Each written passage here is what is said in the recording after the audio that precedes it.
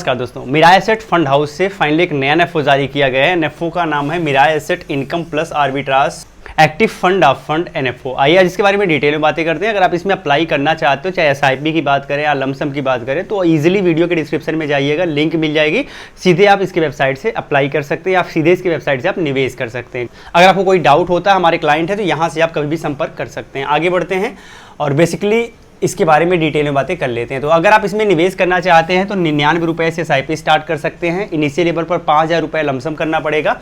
10 रुपये की एनएवी होगी। 16 तारीख से एप्लीकेशन लिया जा रहा है। 30 जून 2025 लास्ट डेट है और 7 जुलाई को ये स्कीम रीओपन हो जाएगी। अब 7 जुलाई और 30 जून के बीच में ही आपको अलाटमेंट होगा। जिस दिन आपको यूनिट अलाट हो जाएगा तो उस दिन आपको यूनिट आपके अकाउंट में शो होने लगेगा और फिर 7 जुलाई से उसमें प्रॉफिट लॉस दिखने लगेंगे। आप चाहो तो सेल करके निकल भी सकते हो। ये सारी चीज़ें आप कर पाओगे। इवन इसका बेंचमार्क जो है वो 60% Nifty short duration debt index है और 40% निफ्टी 50 आर्बिट्राज इंडेक्स है, जो कि इन दोनों का मिक्सअप है और इसी के माध्यम से इसके परफॉर्मेंस को ट्रैक किया जाएगा। कोई लॉकिंग पीरियड नहीं, मतलब आज अगर आपको यूनिट अलाट हो गया है, अगर आप कल बाहर निकलना चाहो तो निकल सकते हो, कोई प्रॉब्लम नहीं है, कोई बाध्यता नहीं है। चलिए आगे बढ़ते हैं और एग्जिट लोड के बारे में जान लेते हैं। तो एग्जिट लोड इसमें 0.25% है, लेकिन अगर आप 15 दिन के पहले ही निकाल लेते हो पैसे तभी लगेंगे। अगर आप 15 दिन रुक जाते हो उसके बाद पैसे रिडीम करते हो, कोई एग्जिट लोड नहीं है। रिस्क यहाँ लो टू मॉडरेट रिस्क है। इसका मतलब यह है कि जो कम रिस्क एपेटाइट वाले हैं, जो ज़्यादा रिस्क लेना ही नहीं चाहते, उनका प्रेफरेंस ये है कि हमारा पैसा सेफ रहे, हमें नॉर्मली रिटर्न मिलता है एफडी से थोड़ा सा ज़्यादा, तो हम खुश हैं। उनके लिए ये बेस्ट हो सकता है। Basically category hybrid fund of fund है। इसे मैनेज करने का काम मिस्टर महेंद्र जाजू को दिया गया है, जो कि इस फंड को मैनेज करेंगे और इसमें डेट में 35% से लेके 65% तक का एक्सपोजर रखा जा सकता है। आर्बिट्राज में मिनिमम 35 से लेके मैक्सिमम 65% का एक्सपोजर रखा जा सकता है। मनी मार्केट में अगर ये चाहें तो भी निवेश कर सकते हैं, बट यहाँ मिनिमम का कोई क्राइटेरिया नहीं है और मैक्सिमम 5% कर सकते हैं। 5% से ज़्यादा किसी भी हालत में मनी मार्केट में निवेश नहीं किया जा सकता। एक्सपेंस रेशियो यहाँ पे अप टू 1% है, जो कि एयूएम के बढ़ने के साथ कम हो जाएगी। ये बड़ी अच्छी बात है। स्कीम के बारे में कुछ और बातें जान लेते हैं, उसके बाद रिस्कोमीटर को समझने का प्रयास करते हैं। बेसिकली स्कीम में आपको निवेश क्यों करना चाहिए, आपको ये जानना सबसे ज़्यादा ज़रूरी है। तो पहली चीज़ तो ये है कि ये स्कीम जो है ना, ये डेट एंड आर्बिट्राज बेस्ड है। यह डेट एंड आर्बिट्राज बेस्ड है। अब डेट में क्या होता है ना, रिस्क आपका थोड़ा सा कम हो जाता है। इसमें रिस्क कम हो जाता है, आपको पता होता है कि यार कितना आपको रिटर्न मिलने वाला है। लेकिन एक केस यहाँ पे इसको प्रभावित करता है। उस केस का नाम है, अगर इंटरेस्ट रेट में चेंज हो जाता है तो यहाँ आपका रिस्क बढ़ जाता है। लेकिन इक्विटी मार्केट की कंपैरिजन में देखा जाए तो यहाँ काफी कम रिस्क आपको बियर करना पड़ता है। आर्बिट्राज का मतलब ये हो गया कि दो मार्केट में अगर अपॉर्चुनिटी दिख रही है, जैसे एक मार्केट ए है और एक मार्केट बी है।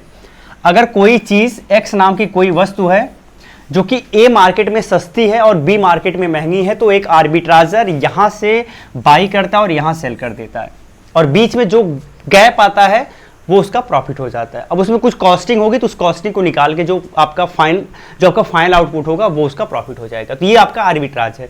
तो इस मार्केट से इस मार्केट तक जाने के बीच में कोई खास रिस्क नहीं है, तो यहां पर भी ये रिस्क फ्री इन्वेस्टमेंट की तरह ट्रीट किया जाता है।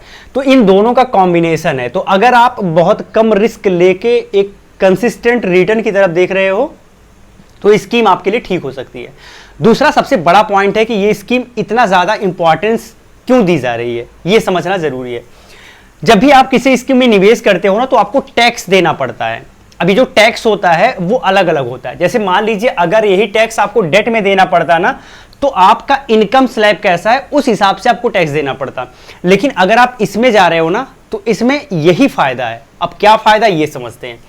मान लीजिए आपने 2 साल निवेश किया, 2 साल निवेश किया और 2 साल के बाद लगभग 2 साल 1 महीने पर आपने रिडीम किया। अब अगर इसमें 2 साल तक आप रुक गए, उसके बाद अगर आप रिडीम कर रहे हो, तो आपको सिर्फ 12.5% के हिसाब से टैक्स देना पड़ेगा। अब ये जो 12.5% का टैक्सेबल है ना स्लैब, ये बेसिकली इक्विटी में अप्लाई होता है, इक्विटी वालों के लिए अप्लाई होता है। लेकिन इस स्कीम में आपको यही टैक्स स्लैब मिलेगा, इस स्कीम की यही खूबसूरती है। लेकिन 2 साल के पहले अगर आप रिडीम करते हो तो आपका इनकम स्लैब जैसा है उस हिसाब से आपको टैक्स देना पड़ेगा। तो आपको ये चीज ध्यान रखना है कि बेसिकली यहां डेट में आपका एक्सपोजर है, लेकिन आपको टैक्स देना पड़ रहा है इक्विटी के हिसाब से, अगर आप 2 साल या फिर उससे ज्यादा होल्ड कर लिए तो बेसिकली ये आपको समझना है। अब यहां पे कुछ रिस्क इन्वॉल्व है, आप एक बार देख लीजिएगा, पढ़ लीजिएगा, समझ लीजिएगा। अगर इसके रिस्कोमीटर की बात करें तो यहां पे अगर इसके रिस्कोमीटर की बात करें तो ये रिस्कोमीटर बेसिकली गलत है। जो मैंने अभी यहां पर आपको ये दिख रहा है ये गलत है, ये रिस्कोमीटर यहां पे रहेगा, ठीक है, ये रिस्कोमीटर यहां पे रहेगा, यानी लो टू मॉडरेट रिस्क की कैटेगरी में आता है। तो अगर आपका रिस्क लो टू मॉडरेट है तो आप इसमें निवेश कर सकते हैं, ये चीज आपको ध्यान रखना है। तो बेसिकली स्कीम बाय डिफॉल्ट देखने से अच्छी लग रही है, फंड हाउस भी अच्छा है। इस स्कीम में आपको डेट प्लस आर्बिट्राज दोनों का कॉम्बिनेशन मिल जाता है। टैक्स भी आपको कम देना पड़ता है, सिर्फ 12.5% अगर आप 2 साल से ज्यादा होल्ड कर लेते हो। अगर आप एक नए इन्वेस्टर हो, आपका रिस्क एपेटाइट कम है, लो टू मॉडरेट रिस्क की कैटेगरी में आप आते हो और आप चाहते हो और आपका पैसा सेफ रहे, भले से रिटर्न आपको कम मिले, तो ये स्कीम आपके लिए अच्छी हो सकती है, क्योंकि यहाँ पे टैक्स भी आपको अपेक्षाकृत कम देना पड़ेगा, तो प्रॉफिट आपका बढ़ के आ जाएगा। इसके साथ आप 2 साल 3 साल के बीच में निवेश करने को देख रहे हो तो भी आप इस स्कीम की तरफ जा सकते हो।